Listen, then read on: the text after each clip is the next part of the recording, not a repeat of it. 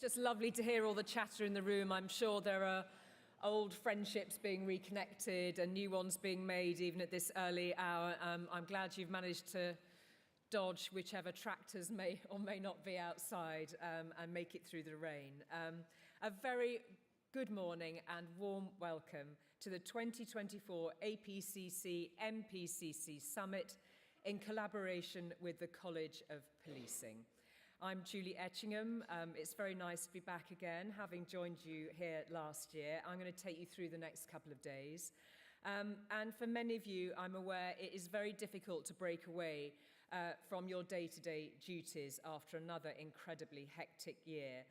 But I hope that you'll find that it is good to step back a little, join colleagues, hear from some key voices who have a direct impact on the way all of you work. We're thrilled to have representatives here from every police force in England and Wales and their police and crime commissioners.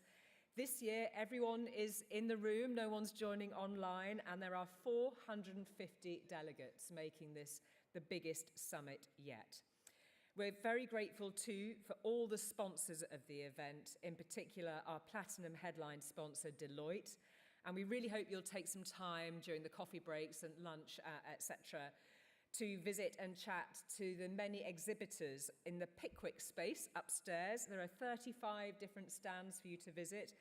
Companies, charities, innovation specialists, do go and say hi to them over the next couple of days during the breaks.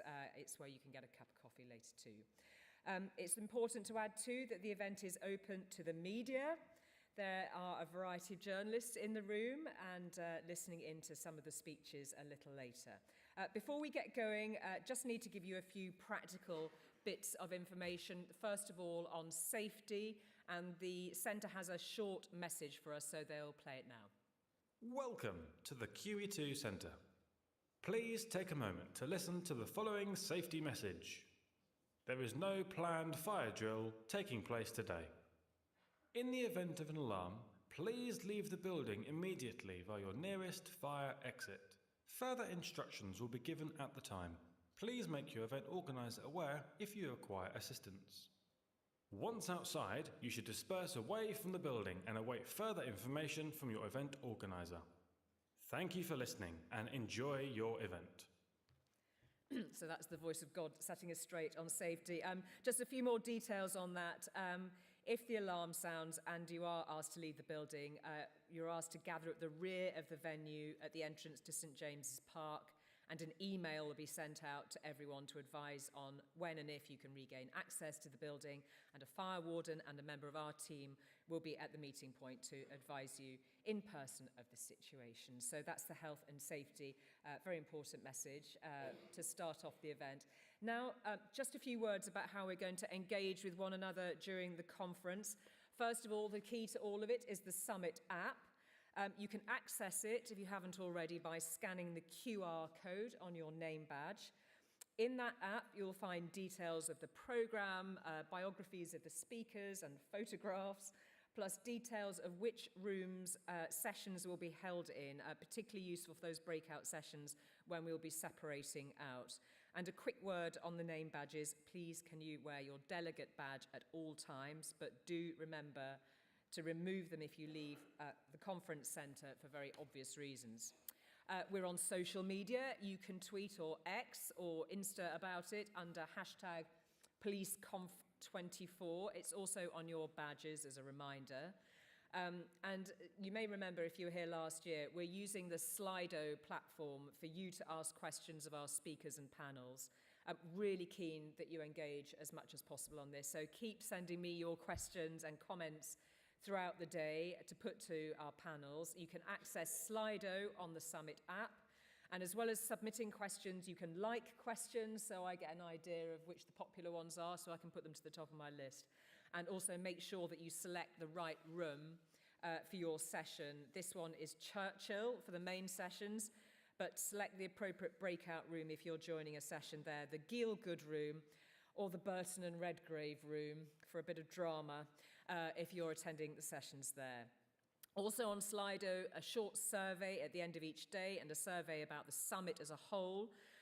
The organisers are really keen to know what you think of what worked and what perhaps didn't. And of course, as well as taking questions from Slido, delighted to take them from the floor.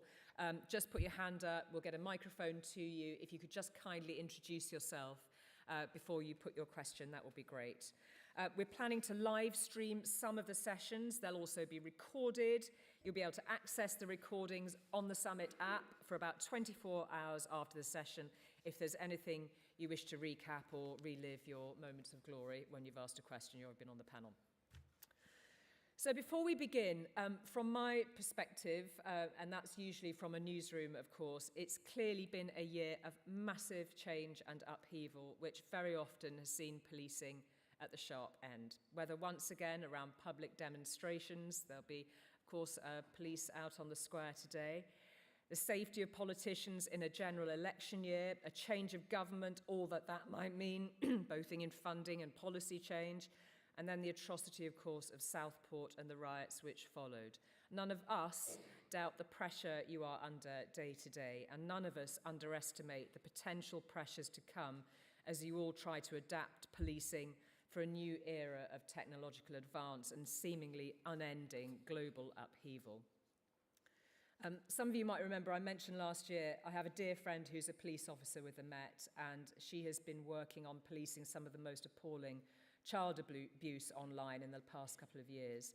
A case she'd been working on for a very long time, the harrowing details after its conclusion, some of which she shared with me, finally came to a successful conviction, seeing the perpetrator jailed. It was a personal triumph for her, having navigated the case for so long and which had really taken its toll on her. For the past 20 years, she's given me an insight into her job and a deep appreciation of it. I know many of you in this room will have your own personal stories like hers, which might never make the headlines, but few of them come without total dedication and no little personal cost. So just like last year, I have her very much in mind when I'm spending the next day or two listening to all of you and helping facilitate some of the conversations. So it's with all that in mind that the title of this year's summit feels entirely apt: Global Risks and Local Responses, Positive Policing for the Future. We have a whole host of extraordinary speakers, not least the Home Secretary, with some big announcements on the future and reform of policing, some of which you may have seen in the press this morning. In a moment, we'll hear from the Chair of the NPCC, Gavin Stevens, and the new Chair of the APCC, Emily Spurrell. But first, we've got a short video to whet our appetite and start us all thinking about some of the key discussions that we have ahead.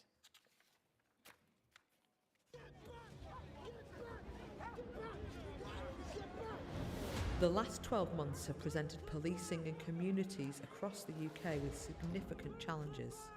Forces have had to react as the impact of global events has been regularly reflected on our streets, and we have seen how the rapid spread of misinformation has required a robust public order policing response. Much of policing's work is visible to the public. That inevitably brings with it increased scrutiny, with messages shared on social media within moments, and a demand for answers. Police and crime commissioners are there to provide independent scrutiny of police practices and performance, to drive up standards for the public. An effective policing response is crucial. Crime is constantly evolving and criminals becoming increasingly sophisticated, so policing must continually develop and adapt to keep people safe. Forces are looking into new ways of working, adopting new technology and utilising data to successfully target offenders, crime types and emerging trends. Policing cannot solve all of the challenges alone. Many of the issues are also those faced by wider society. And engagement with and being representative of the public it serves is ever more important.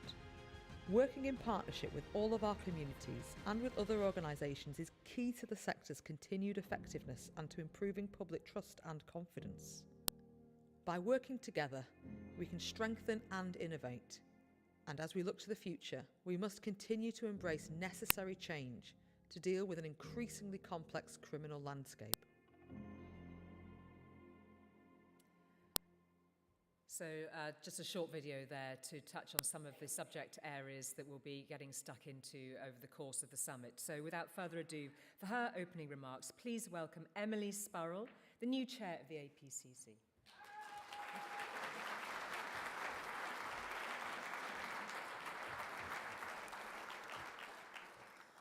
Good morning, everyone, and a very warm welcome to the APCC NPCC Summit. As has been said, this is my first summit as chair, and I'm very proud to be opening this event alongside NPCC Chair Gavin Stevens. So I took up the position of chair after two of the most incredibly difficult months for the region that I serve. On the 29th of July, Southport and the wider Merseyside region was rocked by the devastating knife attack, which saw three young girls, Elsie, Alice and Bibi, lose their lives. Three beautiful little girls, dancing, smiling, having fun, right where they belonged with their friends, until unspeakable horror unfolded. In the days that followed, we saw their tragic deaths being used to fuel division and hatred. We saw misinformation and lies being peddled, and as a result, we saw utterly appalling scenes of disorder on our streets. That racism and violence, which spread online and across the country, instilled fear and division within our communities and presented huge challenges for policing. But the police response was swift, decisive and brave. And I want to pay tribute to the thousands of officers who risked their own safety, many suffering injuries and trauma to protect people and property. In Merseyside, officers who had run towards danger on the day of that stabbing, dealing with the most unspeakable scenes of suffering, were back on shift the next day facing bricks and bottles. And they were supported by a huge number of police staff who gave up their rest days to ensure that there was the right response for our communities. I was also incredibly proud of the way the communities came together in defiance of those who sought to divide them, cleaning up the streets, repairing damage to the local mosque, checking in with neighbours and offering support to local officers. But it's important that we reflect on how we can address the underlying causes of this disorder, how we can target the dangerous and malicious individuals directing and coordinating activity on and offline to incite hatred and violence. How can we prevent those scenes from ever playing out on our streets again? In common with the themes of our conference, we need to acknowledge the increasing impact that bad actors, false claims, misogyny, racism, disinformation and inflammatory language have in radicalising vulnerable people and provoking violence and disorder in our communities. And it's not just faceless individuals or covert state forces that are responsible. Dangerous rhetoric from high-profile figures of all kinds helps to fuel and can falsely legitimise violence.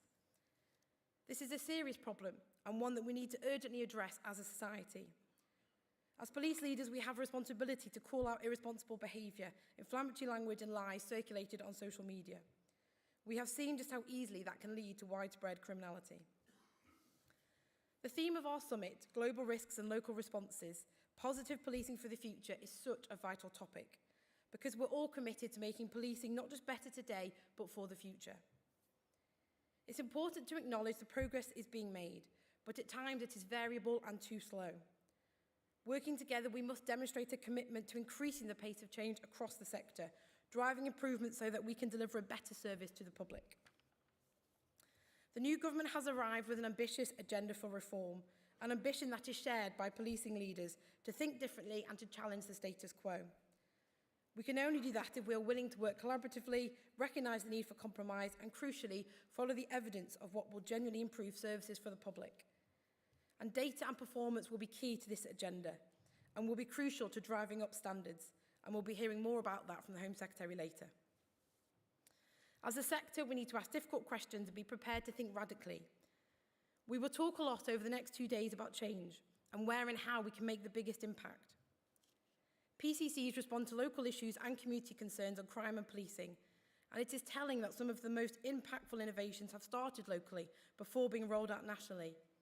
Operation Pegasus addressing retail crime and Operation Soteria tackling rape and serious sexual assault, as well as hotspot policing addressing serious violence and antisocial behaviour, to name just a few.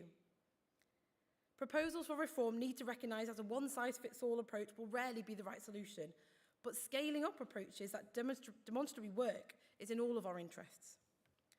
As PCCs, we are committed and ready to work together with our policing partners to achieve purposeful change, that will make a real and lasting difference to policing and criminal justice outcomes and improve the public's experience of policing. Building trust and confidence is key.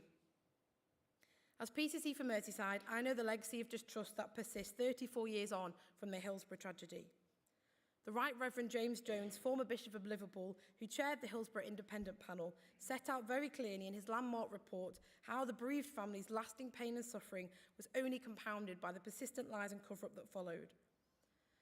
And the government has committed to introducing a new Hillsborough law to Parliament by the spring. We await to see the details in the bill, but we support a duty of candour in policing and the wider public sector, and we're ready to work with the NPCC and the government to explore how a new legal duty of candour on public services can improve and increase public trust and confidence. But a change in law will only go so far. Building trust and confidence must start from within, ensuring the right culture in all police forces and improving the response to victims. And important steps have been taken. Police vetting has been improved, and the historical data wash is set to become a continuous process. The new Crime Stoppers service for the public to anonymously report police corruption and abuse is live. The Police Race Action Plan was developed. A new Tackling Violence Against Women and Girls framework to give women confidence to report. And the College of Policing's new Code of Ethics has been produced. But there is much more to be done. More to ensure that when a person calls the police, they answer. And when someone is in need, the police arrive every time. More to protect women and girls from violence, to ensure that they are safe and feel safe in their homes and on our streets. More to improve the relationship with black communities so they don't feel over-policed. And we need a justice system that works for victims, where they feel believed and supported. We must ensure that the Victims' Code of Practice reflects those needs and that partners and agencies are delivering against it. Not just to the letter, but providing a quality service for victims to build their confidence in what can be a frightening and confusing system, and when they are often at their most vulnerable. And we have to move away from an over-reliance on custodial sentences for non-violent offences. Our prisons are at capacity, and we know that short sentences too often create a revolving door of crime, with people cycling in and out of custody rather than tackling the root causes of their offending.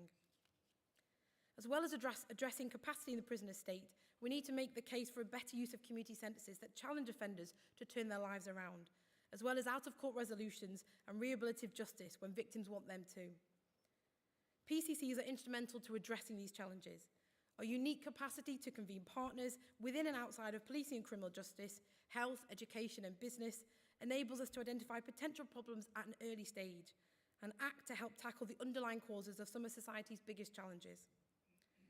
PCCs are the voice of the public in policing. Our role is key to delivering on public and government policing priorities, prevention and rehabilitation, combating violence against women and girls, tackling drug-related crime, ending the tragedy of knife crime, ridding our communities of the scourge of antisocial behaviour, and better supporting the victims of crime. PCCs are also critical to delivering on the devolution and localism agenda. By advocating for local communities, delivering on what they want through local police and crime plans, and holding Chief Constable to account for their delivery, PCCs provide critical oversight and represent the views of the people that they serve. The success of many of the projects delivered by PCCs is testimony to what local insight and devolved powers can achieve. But their continued success is dependent on sustainable and equitable funding that matches our ambitions and enables longer-term decision-making. And this is true across policing. We welcome the government's commitment to increase community policing, but we also know that crime is increasingly global, technologically enabled, and rapidly evolving. We need to be ready and equipped to tackle these new and burgeoning threats, and we need to improve forces' capabilities in forensics and cyber and harness the benefits that new technology affords us in combating crime of all kinds. Above all, we need to work together. We accept that the challenges are great and ever-changing, but together we can meet future needs and public expectations by seizing the opportunity the government's focus on policing and criminal justice system reform provides.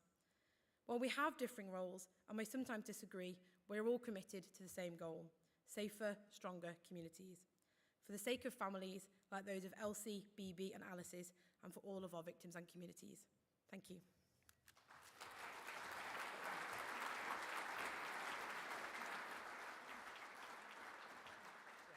Thank you, Emily. And now, as you can see, Gavin Stevens, Chair of the NPCC.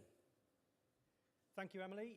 Good morning all and a very warm welcome. It's great to be back here with you again at an event that's been organised alongside the College of Policing and with the invaluable support of the sponsors and exhibitors who make all of this possible. As we've just seen in the video and heard from Emily, a lot can happen in a year. Operation Navette was the policing response to the violent disorder that took place this summer, a policing response that we're proud of. In the face of ferocious attacks, officers, staff and volunteers displayed their utmost bravery and professionalism. Rest days were cancelled, holidays missed, with mutual aid provided across the nations at little to no notice. The strength of policing was noticed and appreciated. Collaborative working, rapid investigations, swift justice led to the relatively quick restoration of order and acted as a deterrent to others. Another aspect of the response that's not received the attention it deserves was the interruption of the messaging, tackling the misinformation that was propagating harm. This had an international dimension that brought fear and destruction to our streets, demonstrating the real-world consequences of online hatred. Helped by the communities that took a stand against the violence, we succeeded in our mission. But those intensive 2 weeks highlighted some weaknesses in our capabilities. It was difficult, in an age of mass communication, to identify real risk of violence amongst a large volume of threatening material that had the potential for widespread impact across the country. This made it harder to get resources in the right place, at the right time, and access the information needed to inform decisions at speed. Put simply, the absence of strong national capabilities put more strain on the local response. It also exposed a lack of clarity between local and national accountability and the parameters of operational independence in response to national threats. The violent disorder of the summer was an example of how global threats affect local security. The lessons learned could equally apply to a range of other policing challenges, from cybercrime to human trafficking, fraud to criminal action designed to disrupt and disable businesses. Fortunately, never before have chief constables, police leaders and government been so united in the view that to protect our communities locally from global threats, policing needs to change. The next 2 days are a real opportunity to start this conversation on how we do that, to ensure that we do. Before we delve into what that conversation might cover, I'm really keen to make sure that we centre any discussion around our communities, the very reason we're all here today. If you were here last year, you'll already know that I grew up in Hartlepool, a place of great pride in the heart of the North East. In the late 70s and early 80s, the Hartlepool community welcomed a group of refugees who'd come for a new, safe start following the end of the Vietnam War. My mum was involved in a group effort to welcome those refugees by sharing traditions and customs, offering support, providing the basics you need when getting settled in. I tagged along just to play games and eat new food. Somewhere, there's a guy a decade or so younger than me, born into a family who resettled their lives from Vietnam to Hartlepool. They named him Gavin. Now, I'm proud of what my mum did for his family for that to happen, but perhaps I should apologise. At least he wasn't called the name that my grandfather wanted to give me. Now, I know that not all communities, you can ask me about that later. Now, I know that not all communities have connections that are this strong. 3 decades of policing have taught me that. It did, however, show me from a very early age the impact of community, respect, and a basic level of kindness can have on others. To me, policing has a key role to play in binding society together, making connections, calming tensions, demonstrating reason before communities reach boiling point.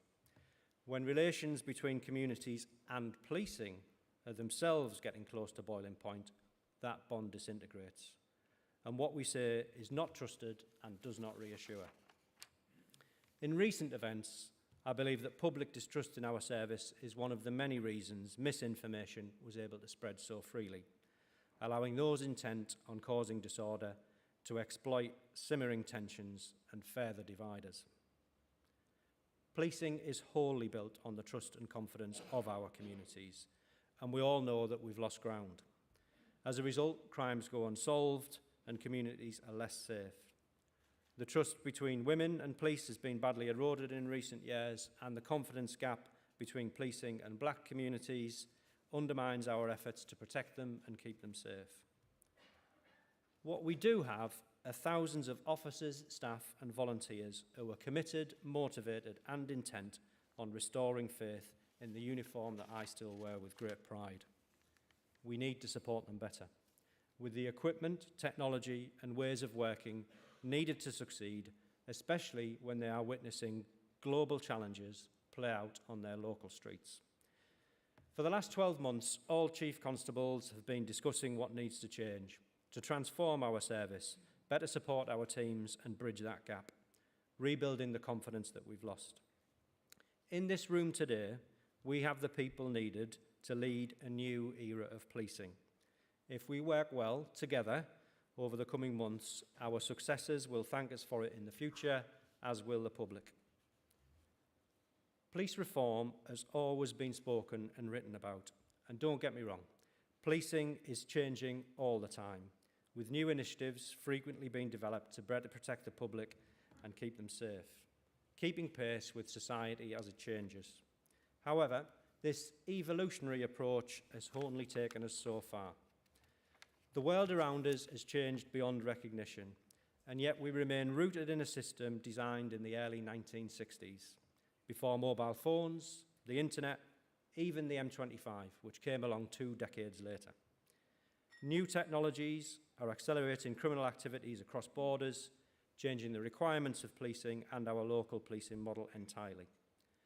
For many years, the British policing model has been seen as one of excellence respected the world over, and that remains true of our fundamental principles. However, I look at the work being done by policing in other countries around the world and can see that some are advancing far more rapidly than we are, and we need to catch up. One thing that many of these countries have introduced is a national body to free local forces from needing to solve the problems that affect all of us. So following a year of discussion in Chief Constable's Council, we've now outlined the need for a national policing directorate with legal status that can lead the policing response to national threats, act as a focal point for working with governments, businesses and civil society groups on long-term prevention, negotiating better commercial deals for all of us, providing the technology and equipment that enables our local teams to succeed in the modern world. We've described how an organisation of this nature could provide strategic, operational and enabling capabilities on behalf of all police forces, doing so once and well, preventing duplication and, if sustained over the long term, enabling reinvestment into local policing where it is most needed. I'm also clear that it needs to be empowered to do so, with authority over disparate funding streams and the ability to make decisions at system level to help us protect our communities. Data will play a key part in informing those decisions. Sir Andy Marsh has been a long-term advocate for the need for data-driven police service, and I'd like to thank him for his leadership in this area. After our people, data is our most valuable asset. We can see around us that when used ethically, data is leading to a better understanding of what works and, just as importantly, what doesn't. Which is why, as part of a National Policing Directorate, we must draw together national policing data under common standards, allowing us to identify criminal activity, intercept it proactively, and highlight patterns of growing concern. It will also enable us to build the tools needed to combat advancing criminal tactics, not in a force-by-force manner, which is hugely expensive, but nationally, once and for all. Alongside this national approach, our policing model will always remain rooted at the local level. The brilliant women and men that make up our local forces will always be pivotal in ensuring that we can tackle local crime and respond swiftly to emergencies, protecting those most vulnerable and building the trust and confidence of communities. There is no technology or national service that can truly replicate the level of human empathy needed to do that and do it well. It's my belief, however, that by working smarter nationally, our colleagues will be far better equipped to do that. Police accountability will be central to any change we make.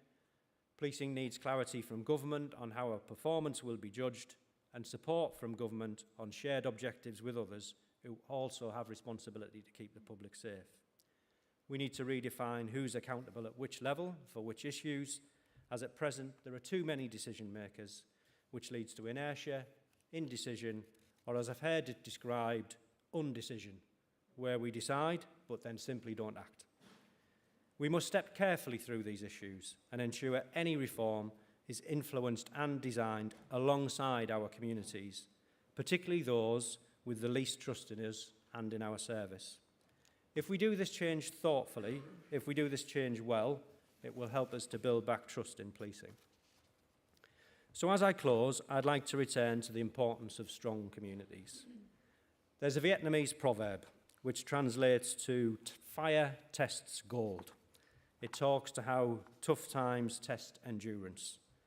These past few years have been incredibly tough for policing and our communities. As a service, we have at times stood up to that test. On other occasions, we've fallen short of the mark.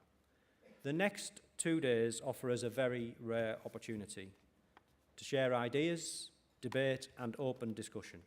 Discussion that has real potential to drive meaningful, much-needed change. I make no exaggeration when I say this is a once-in-a-generation opportunity for us to transform policing. The last one was 60 years ago. Let us not delay any longer. Thank you.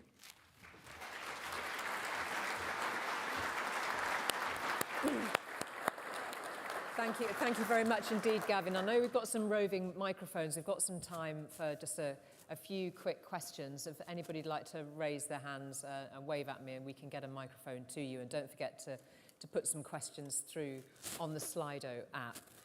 But having listened to both of you, and of course those opening remarks both complement each other in very many ways. I mean, it does feel, and this is what we suspect we're going to hear from the Home Secretary, that this is a critical moment.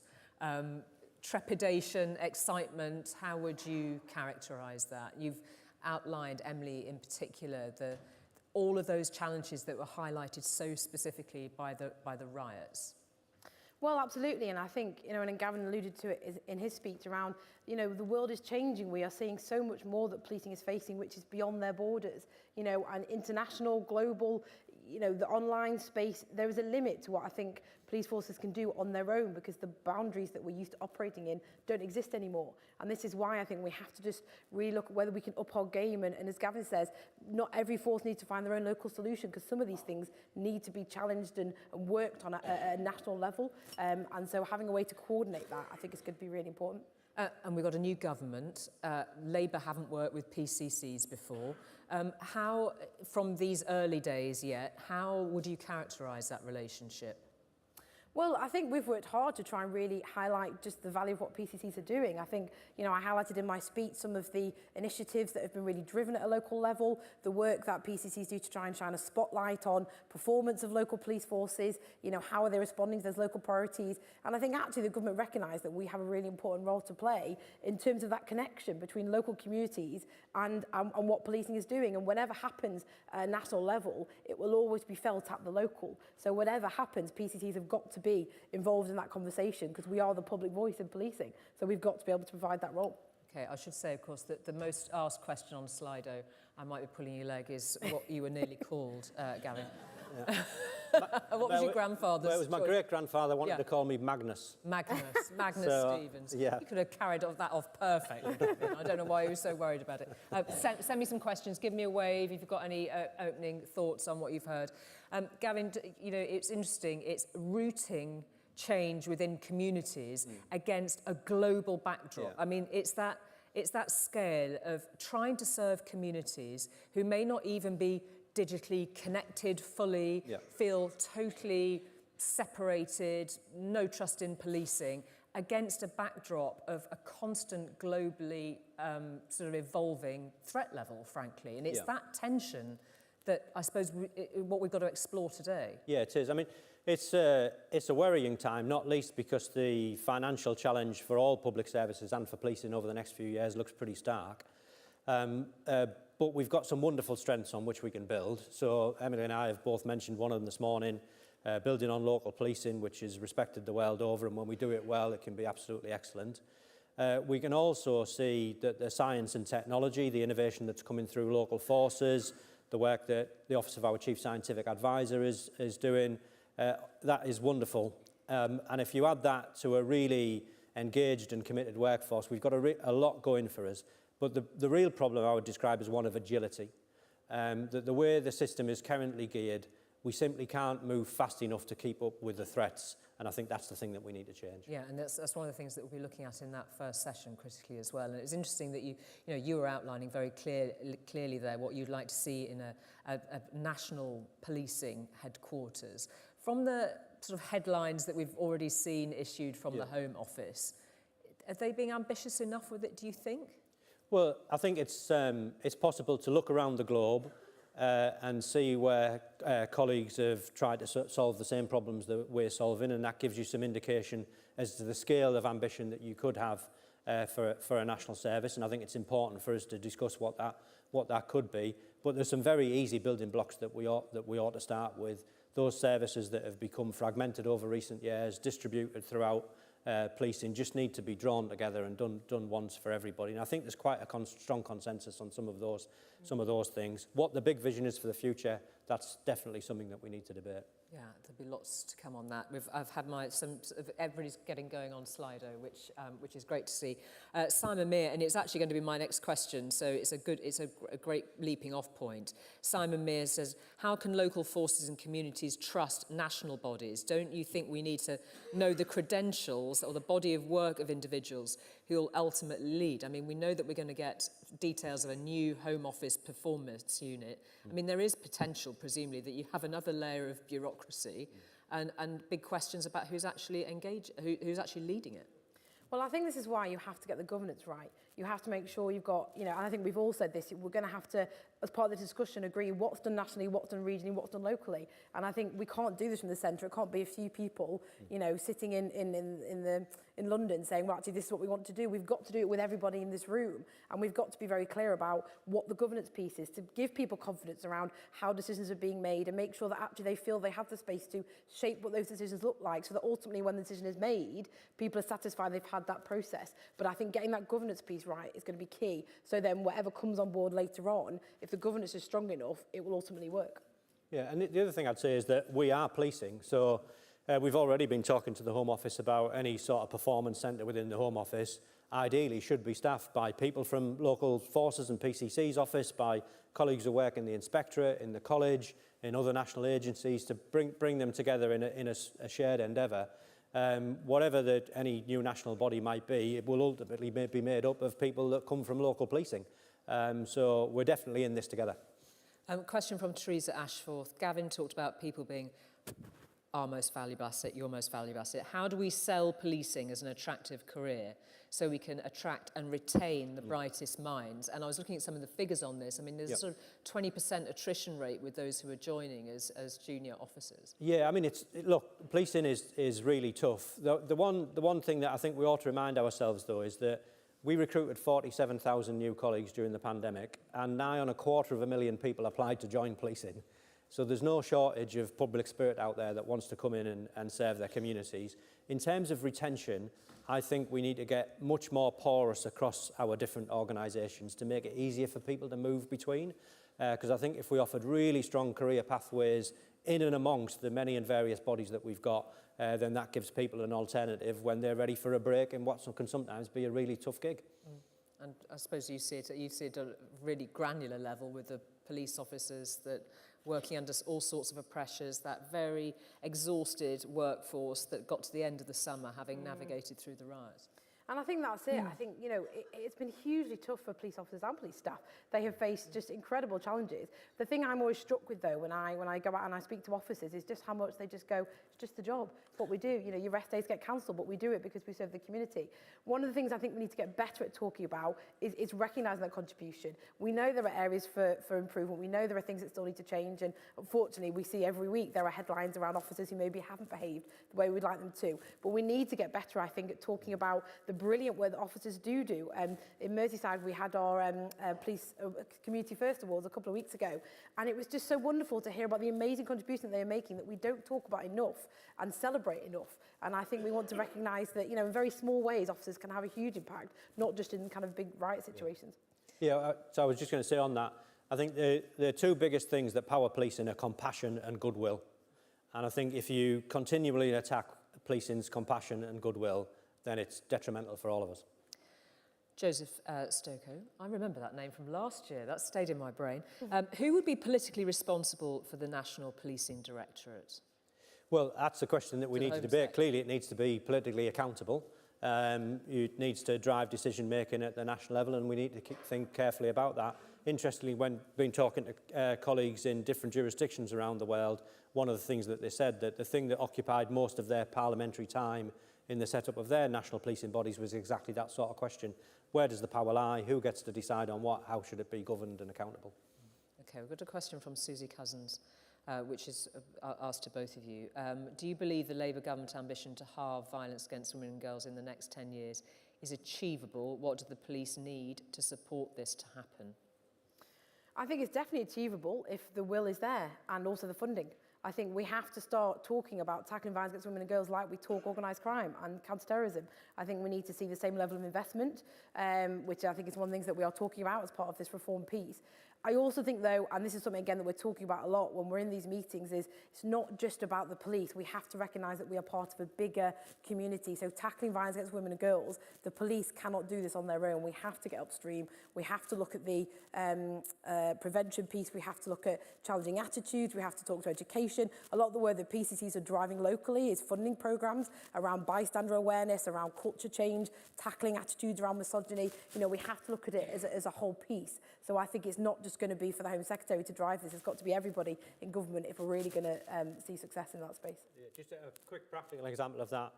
Yesterday, Serena and I were on a call with our Chief Scientific Advisor, Paul Taylor, and the Chief Scientific Advisor for the Department for Education, talking about exactly this issue.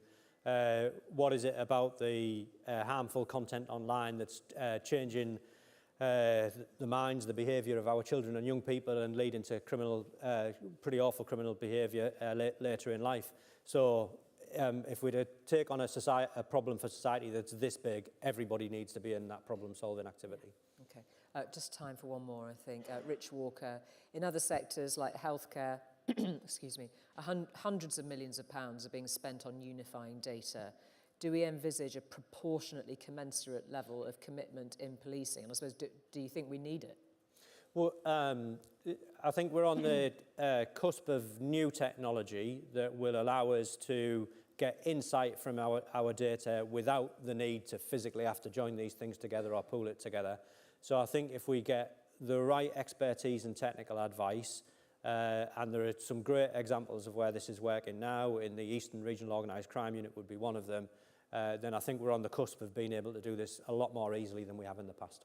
Okay, thank you. And I will just squeeze one more in, because actually, when we're talking about policing futures and looking ahead to trying to improve matters, particularly at community level, Keith Fraser, from the chair of the Youth Justice Board, positive opening addresses from both of you. Under 18s are disproportionately involved in disorder. Any work being done to understand why?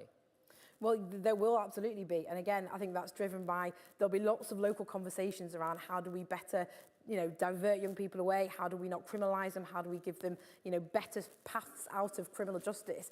But again, I think it's very patchwork, and different areas will have different approaches. And some of the work we want to see is, well, actually, all forces are seeing this challenge. So what can we be doing more of at a national level that really invests in young people, that gives them opportunity, puts them on a better path, and then stops them ever getting kind of into that criminal justice cycle? All costs, isn't it? Well, it does cost, yeah. It's all cost. But you should save the cost down the line. You know what I mean? It's a big investment up front, but if you get it right, then you reduce that supply into criminal justice, and then the costs get put back around, which is why it can't be done by policing on its own. That's interesting, and I know that that's being addressed absolutely square on by one of our think tank speakers later, so it's a perfect leaping off point for that. I know we'll see you through the course of the next 2 days. I know you'll be introducing the Home Secretary a bit later, Emily. But for now, Gavin and Emily, thank you very much indeed. We'll let you leave and then we'll bring on the next panel. Thank you.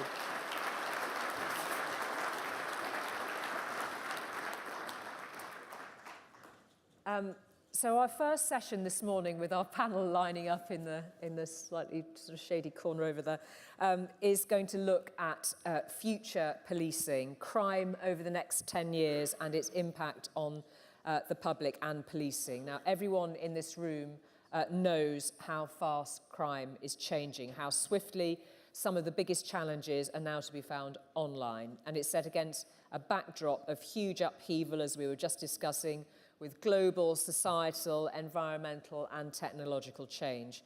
Critical to positive policing in the future is maintaining trust and confidence and regaining it fast where it has been lost. It means that policing has to be ready to adapt